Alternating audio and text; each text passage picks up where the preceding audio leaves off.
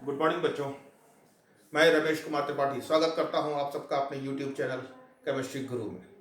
यहां पर हम इंटरमीडिएट रसायन विज्ञान का ऑर्गेनिक केमिस्ट्री चैप्टर्स चल रहे थे, जिनमें हमने एल्किल हैलाइड्स और एल्कोहल्स पर डिस्कशन शुरू किया था। एल्किल हैलाइड्स हम खत्म कर चुके थे, एल्कोहल्स चल रहा था। एल्कोहल्स में हम प्रिपरेशन बता चुके थे। अपने लास्ट वीडियो में हमने फिजिकल प्रॉपर्टीज पर भी डिस्कशन किया था। मेरे ख्याल से सबकी समझ में आ गया होगा। फिर आज हम यहाँ पर एल्कोहल्स की केमिकल प्रॉपर्टीज पर डिस्कशन करने जा रहे हैं। तो बेटा एल्कोहल्स में इतना मालूम है, एक एल्किल समूह होता है। एल्किल समूह OH से जुड़ा होता है, OH। जरा स्ट्रक्चर पर ध्यान देना,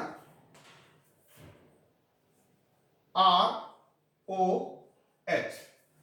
तो यहां है क्या कि एक एल्किल समूह, जो मेथिल एथिल कोई भी ले ले, तो एक है एल्किल समूह जो ऑक्सीजन के साथ जुड़ा हुआ है और फिर ऑक्सीजन के साथ एक हाइड्रोजन जुड़ा हुआ है।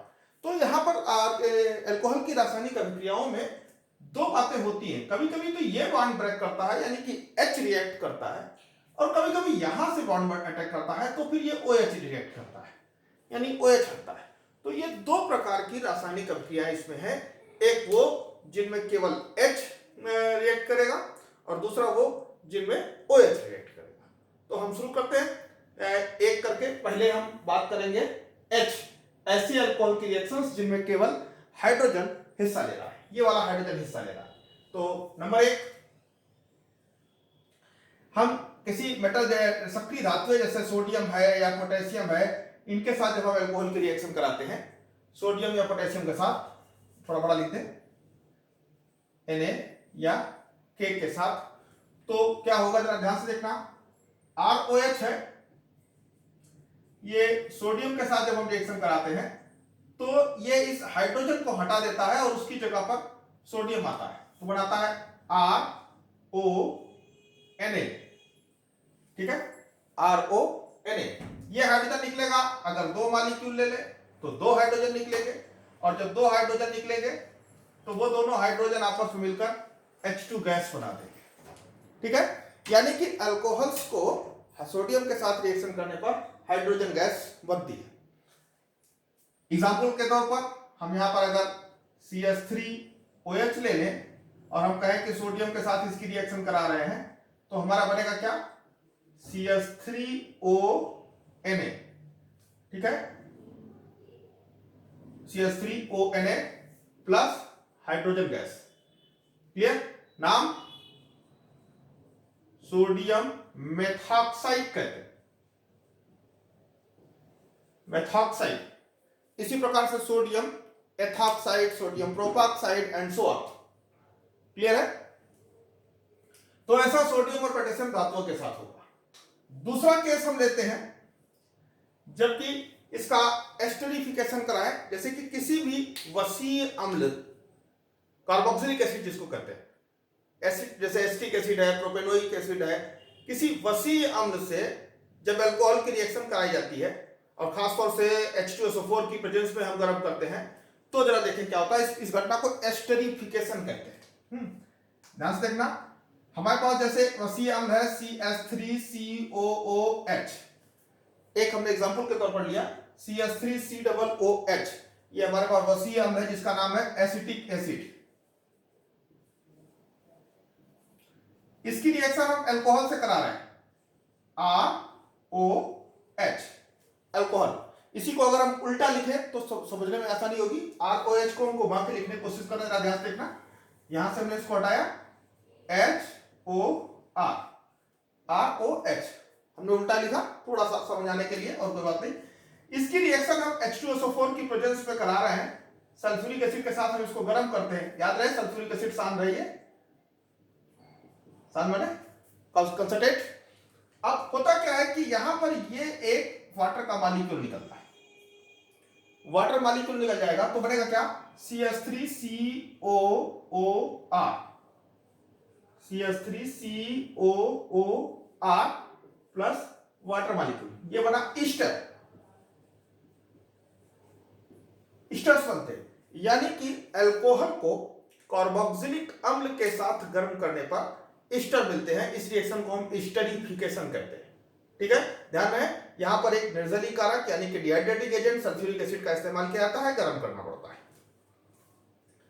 उदाहरण ले लें यहां पर अगर हम, तो अगर ये CH3COOH की रिएक्शन एल्कोहल हम ले रहे हैं, मान लिया C2H5 एथिल अल्कोहल ले रहे हैं, ठीक, इसका सूत्र क्या है, एसिटिक एसिड नाम है, इसका नाम क्या है, एथिल अल्कोहल। अगर हम इसकी रिएक्शन करा रहे हैं तो यहां पर हमारे पास ये इस प्रकार से वाटर निकल जाएगा, वाटर का एक मॉलिक्यूल निकल जाएगा, बनेगा क्या, ध्यान से देखना, CH3COOC2H5 CH3COOC2H5 plus H2O, CH3COOC2H5 plus H2O, नाम ethyl acetate, ethyl acetate, ethyl acetate नाम है इसका, ठीक। इस प्रकार से एक एल्कोहल और एक कार्बोक्सिलिक अम्ल आपस में क्रिया करके ईस्टर का फॉर्मेशन कर रहे हैं। This reaction is called esterification. Next है हमारा एसिटलीकरण। एसिटलीकरण में अगर हमारे पास यही चीज एसिटल होता, CH3COCl, ये एसिटिल क्लोराइड है, एसिटिल क्लोराइड CH3COCl है, C2H5COCl हो सकता था, यानी कि ये ऑयल क्लोराइड का समूह होता, COCl समूह होता, और इसकी रिएक्शन हम अल्कोहल से कराते, सेम हम HOR ही लिखेंगे अल्कोहल को, HOR। अगर हम ऐसे करते तो यहां भी वही बात होती, होता क्या कि इसका ये Cl इसके H के साथ निकल जाता, और ये जब H के साथ HCl निकल जाता तो बनता क्या, ध्यान से देखना, CH3COOR, CH3COOR, CH3COOR plus HCl। यहां भी देखो सेम वही बात है, ईस्टर बनता, क्लियर है। अल्कोहल का इसको एसिटलीकरण भी कह सकते हैं। तो यहां पर अगर हम एग्जांपल और ले लें, मान लिया अल्कोहल, यहां पर हम एथिल अल्कोहल ले लें, तो देखना सेम चीज होगी, CH3COCl प्लस HOC2H5, तो ये क्या बनता बच्चों, यहां पर क्या बनेगा, ये देखिए HCl निकल जाता है ये, और बनता CH3COOC2H5, CH3COOC2H5 प्लस HCl। इस प्रकार से एक ईस्टर बनता। अगर हम एसिटिल क्लोराइड से इसकी, या इसी प्रकार से कोई भी ऑयल क्लोराइड जिसमें COCl समूह है, हम रिएक्शन कराएंगे तो हमेशा ईस्टर का फॉर्मेशन होगा। Is it clear? अच्छा, तो ये एक तीसरा रिएक्शन था। अब हम इसके बाद बात करते हैं अपने चौथे रिएक्शन की, जो है ग्रिग्नार्ड अभिकर्मक। ग्रिग्नार्ड अभिकर्मक भी जो है इसी H से रिएक्शन करता है, अल्कोहल में इसी H से रिएक्शन करता है। ध्यान से देखना, ग्रिग्नार्ड रिएजेंट का फार्मूला CH3MgI या CH3MgX हम कहें तो, जरा ये हमारे पास अल्कोहल है, ध्यान से देखना, ROH, ये अल्कोहल है, इसकी रिएक्शन हम किसी ग्रिग्नार्ड अभिकर्मक से करा रहे हैं, यानी CH3MgI से करा रहे हैं। तो गौर से देखना, ये H और ये CH3, ये चीज ये मिल जाते हैं, यहां पर एक एल्केन का फॉर्मेशन होगा, CH4 एक एल्केन का फॉर्मेशन होगा, CH4 बचेगा क्या, ROMgI प्लस ROMgI, तो ये एल्केन का फॉर्मेशन हुआ यहां पर, ठीक है। इस प्रकार से हम ग्रिग्नार्ड रिएजेंट से एल्केन बना सकते हैं, क्लियर है। हाँ, रही बात ये ROMgI, इसका तुम हाइड्रोलिसिस करा सकते हो, दैट इज अदर थिंग। इसका अगर हम हाइड्रोलिसिस करा दें तो भी यहां पर क्या होगा, ये O जो पानी के साथ H बना देगा। चलिए यहां करा के दिखा देते हैं। अगर हम इसकी हाइड्रोलिसिस कराते हैं तो ऐसी कंडीशन में ये H जो है O के साथ यानी ROH बन जाता है, ये ध्यान देना। अगर हम इसकी हाइड्रोलिसिस करें तो ROH बन जाएगा, ROH, और ये OH Mg के साथ चला जाएगा, यानी MgIOH, क्लियर है। इस प्रकार से लास्ट में एक अल्कोहल बन जाएगा, लेकिन ये अल्कोहल वही होगा जो आपको पहले दिया गया था। ठीक है, वही R यहाँ पर अल्कोहल बनाएगा। बट इधर क्या हुआ कि ये जो ग्रिग्नार्ड रिएजेंट का जो R समूह था, ये R समूह हाइड्रोजन के साथ मिलकर एल्केन बनाने में सफल हो गया। यहाँ पर CH3 के बजाय अगर C2H5 होता तो यहाँ पर एथेन का फॉर्मेशन हो जाता। क्लियर है? यानी ग्रिग्नार्ड रिएजेंट से एल्केन बनाने में अल्कोहल का इस्तेमाल कर सकते हैं। तो इस प्रकार से इन सारे रिएक्शंस में तुमने देखा कि हमने केवल हाइड्रोजन अल्कोहल के हाइड्रोजन परमाणु का, ये केवल हाइड्रोजन परमाणु का हमने इस्तेमाल किया, बाकी RO जैसे था वैसे थे। यहां पर जो बॉन्ड टूट रहा है वो O और H के बीच में। एक बार समराइज कर देता हूं इसको। हुआ क्या, हमने मेटल्स के साथ रिएक्शन कराया, जैसे सोडियम पोटेशियम सक्रिय धातुएं हैं, इनके साथ हम रिएक्शन कराएंगे तो ये इस हाइड्रोजन को हटा देंगी, उसकी जगह पर स्वयं स्थापित हो जाती हैं। तो इस प्रकार से RONA हमको मिल गया, RONA, और हाइड्रोजन गैस मुक्त होती है। एक दूसरी बात, कार्बोक्सिलिक अम्ल के साथ हमने रिएक्शन कराया। कार्बोक्सिलिक अम्ल के साथ अल्कोहल जब रिएक्शन करते हैं तो ईस्टर बनाते हैं। यहाँ पर अल्कोहल का H और कार्बोक्सिलिक अम्ल का OH समूह आपस में मिलकर H2O बना के निकल जाता है और ईस्टर बनता है। ध्यान देना, यहाँ पर निर्जलीकारक कंसंट्रेट H2SO4 का इस्तेमाल किया जाता है और यहाँ पे गर्म भी करना पड़ता है, लगभग 60 से 70 डिग्री सेंटीग्रेड पर गर्म करने के बाद ये रिएक्शन होती है। अगला पॉइंट है एसिटिल क्लोराइड CH3COCl। जब हम कभी एसिटिल, ध्यान इसका नाम acetyl chloride,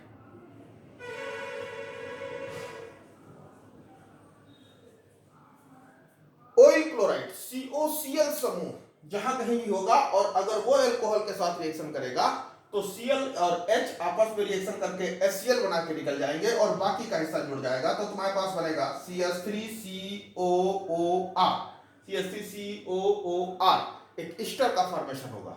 is it clear?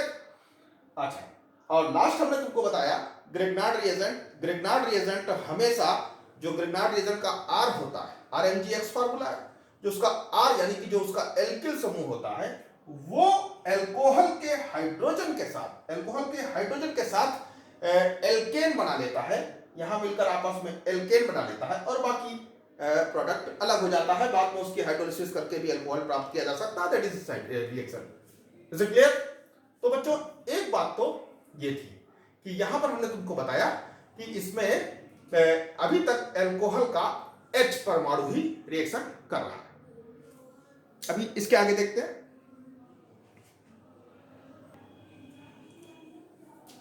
हाँ बच्चों, तो ये तो था तुम्हारा अल्कोहल्स में H हमने देखा। अब हम देखने जा रहे हैं अल्कोहल्स की वो रिएक्शंस जिसमें अल्कोहल का OH समूह हिस्सा लेता है। ठीक है, तो शुरू करते हैं। आइए, सबसे पहले पहला रिएक्शन है इसका PCl5 के साथ। PCl5 के साथ देख पा रहे हो? अच्छा, चलो थोड़ा बड़ा लिख देते हैं। PCl5 के साथ ये बड़ा कॉमन और बड़ा ही इसे यूजफुल तरीका है अल्कोहल के साथ रिएक्शन करा के क्लोरोहाइलाइड्स कंपाउंड बनाने का। तो बेटा जहां याद रखो कि जब कभी भी कोई अल्कोहल PCl5 के साथ रिएक्शन करेगा तो ध्यान देना, ये OH को हटा देगा, इसकी जगह पर Cl समूह स्थापित कर देगा। तो RCl लगा देगा, OH पूरा हटा देगा, उसकी जगह पर Cl लगा देगा। अब ये इसका जो O था वो PCl5 में बना देगा POCl3, एक Cl बचा, वो ClH के साथ HCl बना के निकलेगा। इस प्रकार से RCl एक कंपाउंड यानी एल्किल हैलाइड्स का फॉर्मेशन होगा। क्लियर? दूसरी बात ये कि यहां पर POCl3 का, यहां पर PCl5 का हमने इस्तेमाल किया है। ये चीज ब्रोमीन के साथ भी हो सकती है, ये चीज आयोडीन के साथ भी हो सकती है। हाँ, बट क्या होता है कि PBr5 या PBr3 स्टेबल नहीं होते, तो इसलिए जब हमको ब्रोमीन बनाना होता है आयोडीन के साथ तो हम वहां पर फास्फोरस और ब्रोमीन लेते हैं। जैसे एग्जांपल के तौर पर अगर ये रिएक्शन ऐसा होता कि C2H5OH plus phosphorus plus bromine और हम गर्म करते तो बात वही होती, फास्फोरस और ब्रोमीन आपस में रिएक्शन करके PBr5 बनाते और बाकी रिएक्शन वही होता। तो कुल मिला के OH को हटाकर ब्रोमीन लग जाता, C2H5Br हो जाता, प्लस प्रोडक्ट वही बनेगा POBr3 प्लस HBr। ठीक है, ये है, इसमें हम रिएक्शन करा सकते हैं, Cl लगा सकते हैं, Br लगा सकते हैं और आयोडीन लगा सकते हैं। दूसरा केस है हमारे पास कि जब हम PCl5 के बजाय PCl3 से रिएक्शन कराते हैं फास्फोरस ट्राइक्लोराइड से, तो ऐसी कंडीशन में हमारे पास क्या होता है कि ROH है, ये हमारा PCl3 से रिएक्शन करता है, तो ये इस OH को हटाकर Cl लगा देगा, लेकिन चूंकि 3 Cl है इसलिए हम 3 अल्कोहल लेते हैं और तीनों अल्कोहल के तीनों OH समूह हट जाते हैं और उसकी जगह पर 3 Cl समूह लग जाते हैं। तो ये क्या बच जाएगा, RCl, कितने, 3 है, और इसके 3 OH इस फास्फोरस के साथ जाते हैं। तो अगर हम कहें कि इस फास्फोरस के ऊपर 3 OH लग जाते हैं आपके, तो गलत नहीं होगा, इस तरह से 3 OH हो जाता है। बट अब ऐसे तो लिखना ठीक नहीं है इसको, इसका सूत्र देखकर से H3 हो गया, H3PO3, H3PO3, ये बन गया आपका H3PO3, H3PO3। क्लियर है, मेरे ख्याल से समझ में आ गया होगा। तो ये एक केस हो गया जब हम रिएक्शन करा रहे हैं PCl3 से।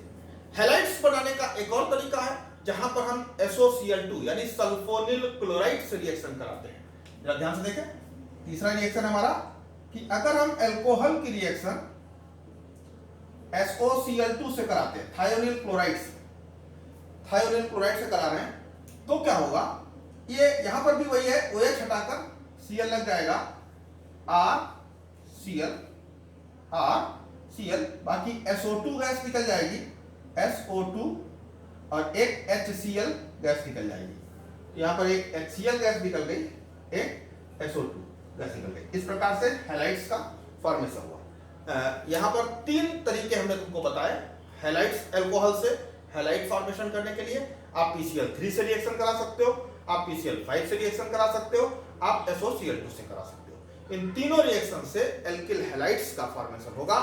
R की जगह पर तुम CH3 लिख दो, R की जगह पर C2H5 लिख दो, उस हिसाब से मेथिल क्लोराइड या एथिल क्लोराइड्स का फॉर्मेशन होता रहेगा। नेक्स्ट है, एक रिएक्शन और है जहां पर हम अल्कोहल की रिएक्शन ZnCl2 और HCl से कराते हैं। ये एक टेस्ट भी है, एक हिसाब से ध्यान दें, यहां पर जो HCl होता है वो कंसंट्रेट होता है, सांद्र HCl होता है। ZnCl2 ये इसको लुकास रिएजेंट कहते हैं, और लुकास रिएजेंट में होता क्या है कि अल्कोहल यानी OH जो होता है वो Cl में कन्वर्ट हो जाता है। तो जरा ध्यान देना कि ये ZnCl2 तो खैर एक मीडियम है, वो सॉरी माध्यम है। हम यहाँ पर ROH की रिएक्शन HCl से करा रहे हैं, तो ये हमारा बनता है RCl, ठीक, plus HCl, sorry RCl plus H2O, RCl plus H2O। इस प्रकार से ये एक और तरीका है हैलाइड बनाने का। इसको ध्यान रखना, इस रिएजेंट का नाम है लुकास रिएजेंट, लुकास रिएजेंट। इसके बारे में हम आगे चर्चा करेंगे, इसी चैप्टर में आगे भी आएगा ये, तो हम वहां पर और इस पर डिस्कशन करेंगे, ठीक है। तो एक तो केस बेटा ये हो गया। अब आइए इसके बाद हम एक दूसरा नेक्स्ट रिएक्शन उठाते हैं कि जब हम अल्कोहल्स की रिएक्शन HBr से कराते हैं, ध्यान देना, यहां पर हमने HCl से कराया, अब हम HBr से करा रहे हैं, तो HBr के लिए हमको जो इस्तेमाल करना पड़ता है वो एक माध्यम चाहिए, खासतौर से वो है H2SO4। H2SO4 का इस्तेमाल करेंगे सल्फ्यूरिक एसिड का, क्योंकि सल्फ्यूरिक एसिड निर्जलीय कारक है, तो वही H और OH ये पानी निकाल देगा, तो हमारा बनेगा क्या, RBr प्लस H2O, ठीक है। तो यहां पर निर्जलीय कारक का इस्तेमाल करके हमने पानी निकालकर RBr बनाया। क्लोरीन लगाने के लिए तो हमारे पास रिएजेंट था ZnCl2 और HCl कर लिया, लेकिन ये रिएक्शन शायद ब्रोमीन के साथ उतना अच्छा प्रोडक्ट न दे, इसलिए हम लोगों ने यहां पर इसमें क्या किया कि दूसरा रिएजेंट का इस्तेमाल किया HBr का in presence of H2SO4। H2SO4 निर्जलीय कारक है, इसने डिहाइड्रेटिंग एजेंट की तरह काम किया। और अगर यहीं पर बेटा आयोडीन लगाना होता, आई का इस्तेमाल करना होता, तो हम क्या करते, ध्यान देना। आयोडीन के लिए 2 तरीके हैं। तो हम इसकी रिएक्शन एल्कोहल का HI से करा दें, ठीक है। तो जब एल्कोहल की रिएक्शन HI से करा देंगे तो यहां पर ये निर्जलीकरण हो जाएगा और RI बन जाएगा, RI प्लस H2O। एल्कोहल को खाली HI के साथ गर्म किया जाए तो ये RI बना देता है, एल्किल आयोडाइड बना देगा। यानी कि अगर हमें क्लोराइड बनाना है, ब्रोमाइड बनाना है, आयोडाइड बनाना, तो आयोडाइड के लिए हमको HI का रिएक्शन कर। लेकिन एक बात और, HI का एक और रिएक्शन है यहां पर कि अगर एल्कोहल को HI के साथ लाल फास्फोरस की उपस्थिति में, रेड फास्फोरस की उपस्थिति में अगर इसका रिएक्शन कराया जाए तो बेटा मामला थोड़ा सा उलट जाता है। तब ये पहले तो ये बनाता है आयोडाइड, लेकिन बाद में ये जाके एल्केन में कन्वर्ट कर देता है इसको, ठीक है। ये आगे एल्केन बना देता है। चलिए इस पर भी हम डिस्कशन करते हैं। थोड़ा नीचे जा रहा हूं, मैं इसको मिटाता हूं, लेकिन उससे पहले आप इतना देख लें।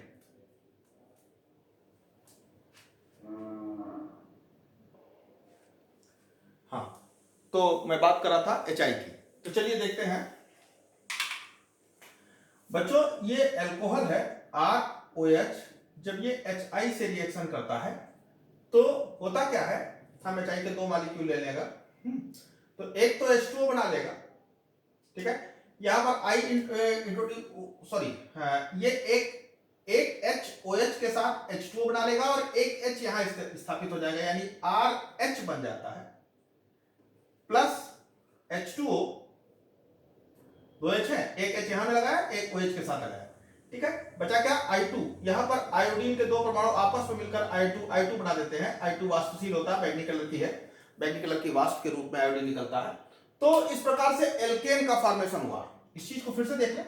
अगर हमने यहां पर एग्जांपल के तौर पर C2H5OH लिया होता तो C2H5OH HI के साथ रिएक्शन करके क्या बनाता, H यहां आता, C2H5 से बन जाता C2H6 और प्लस H2O और प्लस I2।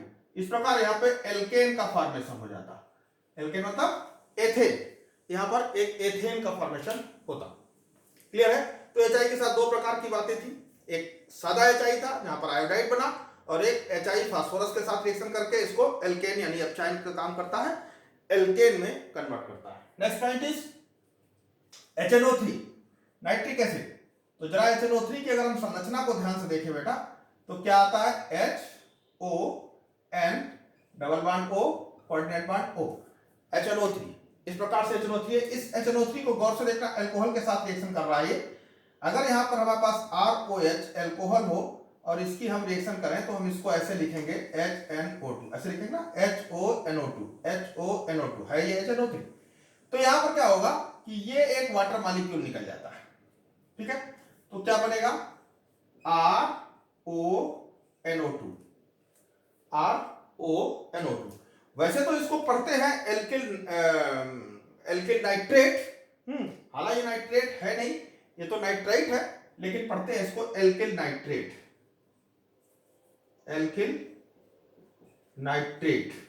ठीक। उदाहरण के तौर पर देख लें, अगर हमने यहां पर एथिल अल्कोहल लिया C2H5OH प्लस HNO3, स्ट्रक्चर इसी आधार पर सोचना, HNO3 में लिख रहा हूं यहां पर, ठीक है। तो होगा क्या कि ये इससे जुड़ जाएगा, बनेगा क्या, C2H5ONO2। एक चीज यहां क्लियर कर दूं, तुम लोग इसको कभी ऐसा मत लिखना कि C2H5NO3, ऐसे नहीं लिखते, क्योंकि मामला नाइट्रोजन और कार्बन के बीच के बॉन्ड का नहीं है, मामला ऑक्सीजन और एल्किल समूह के बीच का आता है, इसीलिए हम लोग इसको लिखते हैं C2H5ONO2, ठीक है, प्लस H2O, ये इस प्रकार से, ठीक है ना। तो नाम क्या होगा इसका, एथिल नाइट्रेट,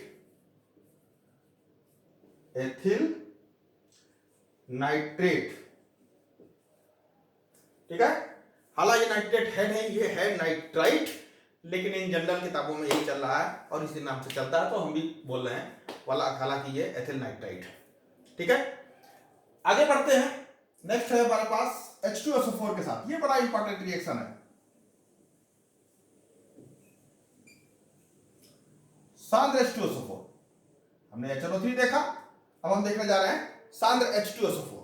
तो बच्चों सांद्र H2SO4 के साथ जब इसकी रिएक्शन कराते हैं तो दरअसल अल्कोहल्स जो होते हैं, एग्जांपल ले रहा हूं मैं यहां पर मैं एग्जांपल लूंगा तो ज्यादा अच्छा तरह समझ में आएगा। एग्जांपल है जैसे C2H5OH, इसकी रिएक्शन जब हम H2SO4 से कराते हैं तो H2SO4 से एक H और इसका एक OH, ये पानी निकल जाता है, बचेगा यहां पर HSO4, वो इससे जुड़ जाएगा तो बनाएगा C2H5HSO4 plus H2O, ethyl hydrogen sulphate. क्या नाम होगा?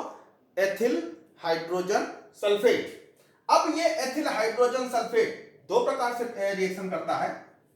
C2H5HSO4, अगर इसकी रिएक्शन हम अल्कोहल से यानी इसी अल्कोहल से दोबारा, यानी अल्कोहल ज्यादा है तो ये क्या करेगा, अगर हम इसको अल्कोहल से ही रिएक्शन करा दें, यानी कि एथिल अल्कोहल प्लस H2SO4 ले रहे हैं जहां पर एथिल अल्कोहल ज्यादा मात्रा में, टेंपरेचर कम है, टेंपरेचर 140 डिग्री सेंटीग्रेड हम रखते हैं। तो जब 140 डिग्री सेंटीग्रेड रखते हैं तो होता क्या है, इसका H इसके HSO4 के साथ, ये देख रहे हो ना, ये H2SO4 बना के वापस निकल जाएगा तो C2H5O C2H5 C2H5O C2H5 और प्लस H2SO4, यानी क्या बन गया, ये बन गया ईथर। ठीक, ये चीज बन गई ईथर, डाई एथिल ईथर। ध्यान देना 140 डिग्री सेंटीग्रेड पर सल्फ्यूरिक एसिड के साथ एथिल अल्कोहल रिएक्शन करने के बाद डाई एथिल ईथर बना रहा है।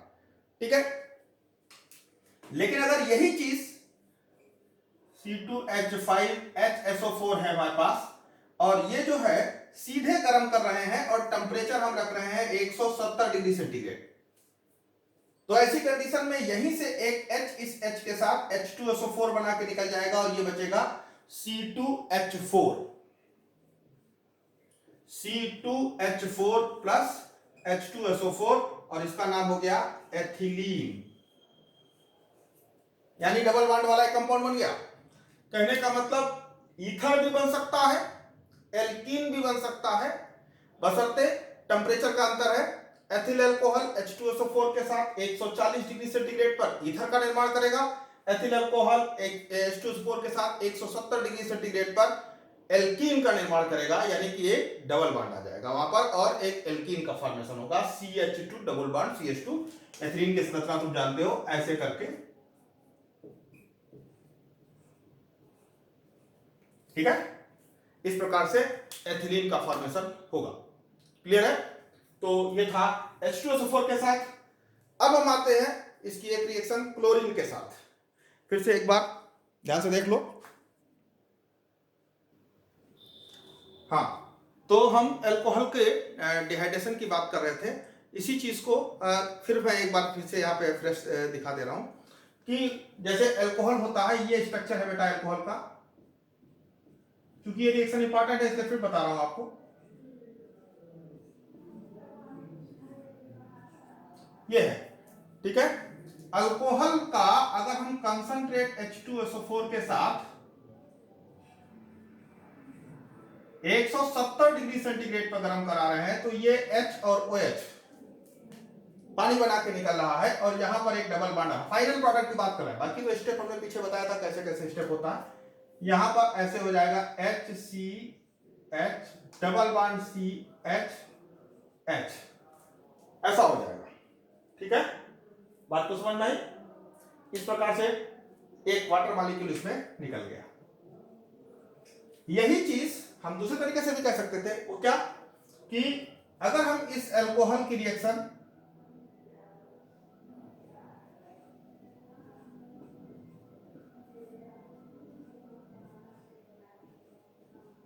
ये अल्कोहल है, ये दूसरा अल्कोहल का मॉलिक्यूल है,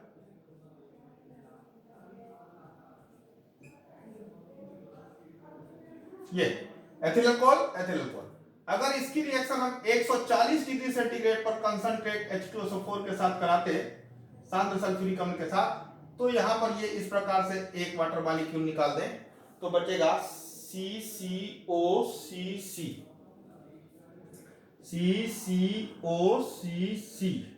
और बाकी सब HH है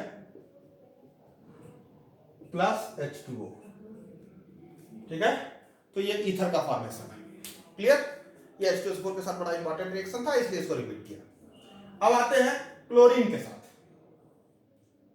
क्लोरीन के साथ इसकी रिएक्शन, तो बेटा क्लोरीन एक ऑक्सीडाइजिंग एजेंट है, ये ऑक्सीकरण करता है, तो एल्कोहल का ऑक्सीकरण एल्डिहाइड में कर देता है, और फिर बाद में एल्डिहाइड का भी एल्डिहाइड का नहीं, क्लोरीन जो है एल्कोहल का ऑक्सीकरण एल्डिहाइड में करता है। एग्जांपल मैं ले रहा हूं यहां पर CH3CH2OH, ये मेरे पास एथिल अल्कोहल है।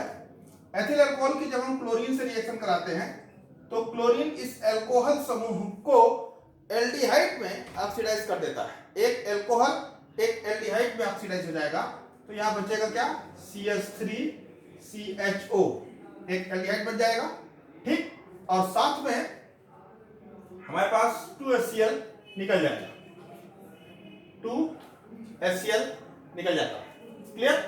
तो इस प्रकार से एक अल्कोहल का ऑक्सीकरण एक एल्डिहाइड में क्लोरीन के द्वारा होता है। लेकिन ये जो एल्डिहाइड बना, अगर क्लोरीन ज्यादा मात्रा में है तो ये जो एल्डिहाइड है, ये एल्डिहाइड फिर से क्लोरीन के साथ रिएक्शन करता है, और तब ये इस हाइड्रोजन एल्डिहाइड का जो अल्फा कार्बन होता है, इस अल्फा कार्बन पर जो ये 3 हाइड्रोजन लगे हुए हैं, इन 3 हाइड्रोजन को रिप्लेस करके इसकी जगह पर क्लोरीन को प्रतिस्थापित करता है, और तब क्या बनाएगा, CCl3, ये 3H हटाकर 3Cl लगाएगा, ये क्लोरीन, हम यहाँ पे 3 ले लेते हैं, ठीक है, CCl3CHO, और ये जो 3H है वो 3Cl के साथ 3HCl बना के निकल जाएंगे।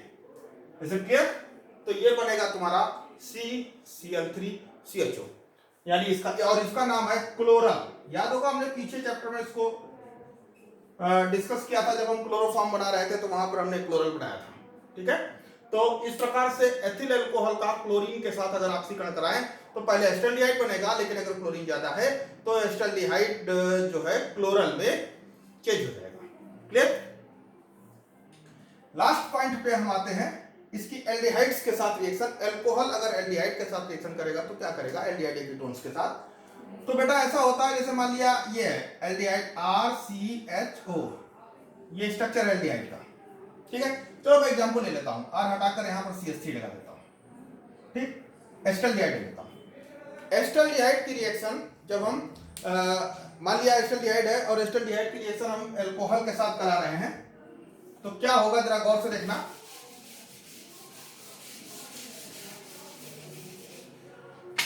होता क्या है कि जो अल्कोहल है HOR, ठीक, ये अल्कोहल टूटेगा इस तरह से, H जो है H प्लस और O माइनस के रूप में टूटेगा। इधर ये C डबल बॉन्ड O टूटेगा, O माइनस और C पॉजिटिव।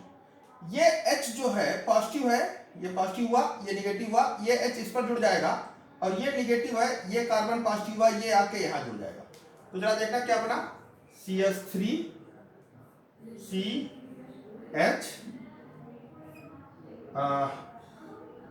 C के साथ ये O है, O, इस O पर ये H आके जुड़ जाएगा, H जुड़ गया, और ये OR, चलिए इसको बेटा देते हैं हम CH3 कर देते हैं, R की जगह मान लिया CH3, ठीक है, CH3OH हमने लिया। तो ऐसी कंडीशन में क्या होगा, OCH3 जो है वो इस कार्बन पर आके जुड़ जाएगा, इस कार्बन पर OCH3 आके जुड़ गया, ठीक है। इसको हम हेमी एसिटल कहते हैं, हेमी एसिटल, ये हेमी एसिटल कहलाता है, ठीक है। इस हेमी एसिटल की रिएक्शन फिर से अगर मेथिल अल्कोहल यानी CH3OH से करा दे, देखना जरा ध्यान से, यहां पर इसकी रिएक्शन हम फिर से CH3OH से करा रहे हैं, तो अब की बार क्या होगा, इसका H और इसका OH ये पानी बना के निकल जाएगा, और ये CH3 यहां पर प्रतिस्थापित अगर हम करते हैं तो क्या बनेगा, जरा गौर से देखना, CH3 CH, ठीक है, यहां हो जाएगा OCH3, O था, ये CH3 आ जाएगा, और इस पर एक OCH3 पहले से ये OCH3, ठीक, समझ रहे बात को, OCH3। तो इस प्रकार से 2 OCH3, इसको हम एसिटल कहते हैं, एसिटल, ठीक है। पहले हेमी एसिटल बनता है, बाद में एसिटल बनता है। इस प्रकार से एल्कोहल्स जो होते हैं उनके हमने ये सामान्य रासायनिक गुण दिखाए। इतने तुम्हारे कोर्स में हैं, वैसे तो रिएक्शंस और भी है लेकिन इतने तुम्हारे फिलहाल कोर्स में हैं। मेरे ख्याल से अगर इनको तुम फिर से एक बार देखोगे, मेरे वीडियो को 2 या 3 बार देखोगे तो तुम्हें पूरे रिएक्शन समझ में आ जाएंगे। ठीक है बच्चों, कॉपी पे नोट्स बनाते चलो, पढ़ते रहो, रिएक्शंस नोट करते रहो। मैंने जहां जहां आर मानकर रिएक्शंस बताया है वहां आर की जगह पर तुम CH3 या C2H5, आर की जगह पर तुम CH3 लिख सकते हो या आर की जगह पर C2H5 एथिल या मेथिल लिखकर हैं सारे रिएक्शंस बन। फिर से अपनी कॉपी में, एक शेयर कॉपी में केवल रासायनिक समीकरण लिखो और प्रोडक्ट बनाओ, उन प्रोडक्ट्स के नाम लिखो। ठीक है, अगर किसी को कोई समस्या आती है तो मुझे लिंक नीचे पूछ सकता है। मेरे ख्याल से सफिशिएंट है, इतना एल्कोहल की प्रॉपर्टीज में था। अब हम नेक्स्ट अपने वीडियो में आगे की प्रॉपर्टीज देखेंगे। It's okay, thank you.